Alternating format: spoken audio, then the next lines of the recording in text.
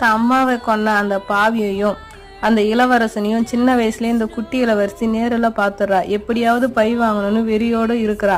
ஊரை விட்டு துரத்தின நிஜமான வாரிசை தேடி கண்டுபிடிச்சி அவனை வச்சே எப்படியோ அரண்மனைக்குள்ள நுழைஞ்சிடுறா. பையன் மகாராணியை கொன்ன உண்மையை இப்ப இருக்கிற ராணி வாயிலே சொல்ல வைக்கணும்னு அவளை சுத்தி ஆவி நடமாட்டம் இருக்கிற மாதிரி பயமுத்துறா.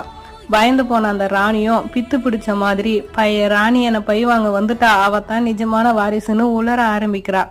இவ உண்மையை சொல்லிடக்கூடாதுன்னு பயந்த ராஜா ராணிக்கு பைத்தியம் பிடிச்சிருக்குன்னு சொல்லி மழுப்புறாரு. அப்பதான் நம்ம ஹீரோனி இவங்களை சரி பண்ண எங்கிட்ட ஒரு சூப்பரா வழி இருக்குன்னு வந்து நிக்கிறா. ராணிக்கு அலர்ஜி ஆகுற இஞ்சி சாரை அவ வாயில வலுக்கட்டாயமா ஊத்துறாங்க. ராணிக்கு தெளிவு வந்தாலும் அந்த அலர்ஜியால அவ சாகுற நிலைமைக்கு போயிட்டு வரா.